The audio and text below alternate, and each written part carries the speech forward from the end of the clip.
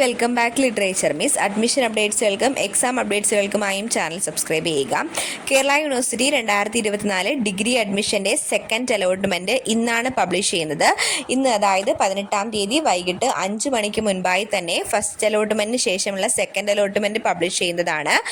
First അലോട്ട്മെൻറ്റിൽ ഏതെങ്കിലും കോളേജിൽ allotment ലഭിച്ചിട്ടുള്ള വിദ്യാർത്ഥികളാണെങ്കിൽ ഇനി ഫീസ് അടയ്ക്കേണ്ട ആവശ്യമില്ല. അവർ ഓൾറെഡി ഫീസ് പേ ചെയ്ത് അഡ്മിഷൻ കൺഫേം ആക്കിയിട്ടുണ്ടാകും. നിങ്ങൾക്ക് എന്തെങ്കിലും തരത്തിലുള്ള ചേഞ്ചുകൾ വന്നിട്ടുണ്ടോ എന്ന് നോക്കുക.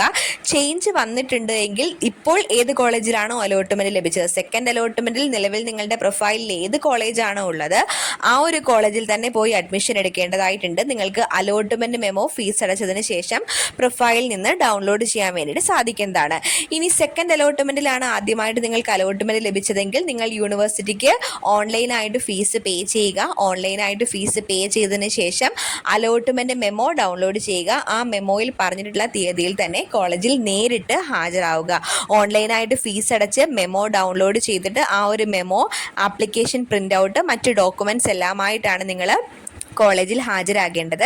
അതുകൊണ്ട് ആദ്യമേ നിങ്ങൾക്ക് അലോട്ട്മെൻറ്റ് ലഭിക്കുമ്പോൾ തന്നെ ഓൺലൈനായിട്ട് ഫീസ് പേ ചെയ്യുക. 22-ാം തീയതിക്ക് മുൻപ് തന്നെ നിങ്ങൾ നിർബന്ധമായും കോളേജിൽ ജോയിൻ ചെയ്യുക. നിങ്ങൾക്ക് കിട്ടിയ കോളേജിൽ സാറ്റിസ്ഫൈഡ് ആണെങ്കിലും അല്ലെങ്കിലും നിങ്ങൾ നിർബന്ധമായിട്ടും കോളേജിൽ പോയി ഹാജരാകേണ്ടതായിട്ടുണ്ട്. നിങ്ങൾക്ക് കോളേജിൽ സാറ്റിസ്ഫൈഡ് അല്ല എങ്കിൽ ടെമ്പററി അഡ്മിഷൻ എടുക്കാനുള്ള ഓപ്ഷൻ ഉണ്ടായിരിക്കുന്നതാണ്.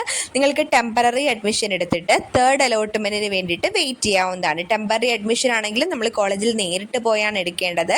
ടെമ്പററി അഡ്മിഷൻ എടുത്തിട്ട് തേർഡ് അലോട്ട്മെന്റിന് വേണ്ടിയിട്ട് വെയിറ്റ് ചെയ്യാവുന്നതാണ്.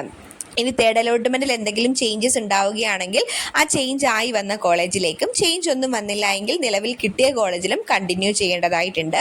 ഇനി തുടർന്ന് സപ്ലിമെൻ്ററി അലോട്ട്മെന്റ്, അങ്ങനെ കുറേ അലോട്ട്മെന്റും സ്പോട്ട് അഡ്മിഷനും അങ്ങനെ കുറേ പ്രൊസീജിയേഴ്സ് ഉണ്ട്.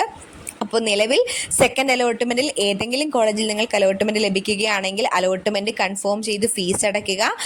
ആദ്യമേ ഫീസ് അടച്ച, ഫസ്റ്റ് അലോട്ട്മെൻറ്റിൽ ഫീസ് അടച്ചവർ ഇനി ഫീസ് അടയ്ക്കേണ്ട ആവശ്യമില്ല. ഒരു പ്രാവശ്യം മാത്രം അടച്ചാൽ മതി.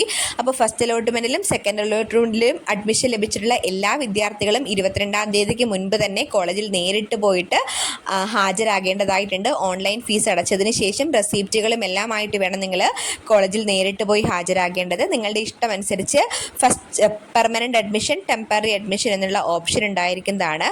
ഫസ്റ്റ് ഓപ്ഷൻ തന്നെ, അതായത് നിങ്ങൾ ഫസ്റ്റ് ഓപ്ഷൻ തന്നെയാണ് നിങ്ങൾക്ക് അലോട്ട്മെൻറ്റ് ലഭിച്ചത് എങ്കിൽ നിങ്ങൾക്ക് പെർമനൻ്റ് അഡ്മിഷൻ എടുക്കാൻ മാത്രമാണ് പറ്റുന്നത്.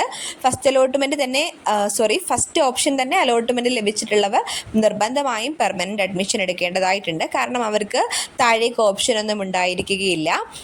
അപ്പോൾ നിലവിൽ നിങ്ങൾക്ക് ഒരു രണ്ടാമത്തെ കോളേജിലാണ് അലോട്ട്മെൻറ്റ് ലഭിച്ചിട്ടുള്ളത് എങ്കിൽ 3 തൊട്ട് താഴേക്കുള്ള കോളേജിൽ ഓട്ടോമാറ്റിക്കലി ക്യാൻസലായി പോകുന്നതാണ്. അടുത്ത അലോട്ട്മെൻറ്റിലേക്ക് നിങ്ങൾക്ക് വേണമെങ്കിൽ ഒന്നാമത്തെയോ രണ്ടാമത്തെയോ കോളേജിലേക്ക് പരിഗണിക്കുന്നതാണ്. അപ്പം ഹയർ ഓപ്ഷൻസ് വേണമെങ്കിൽ നിലനിർത്താം.